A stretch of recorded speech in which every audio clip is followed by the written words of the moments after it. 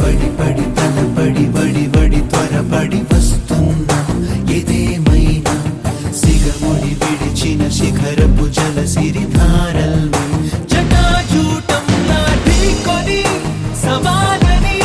తెగించి నీ వైపు దూసుకొస్తున్న అసమ శౌర్యధామ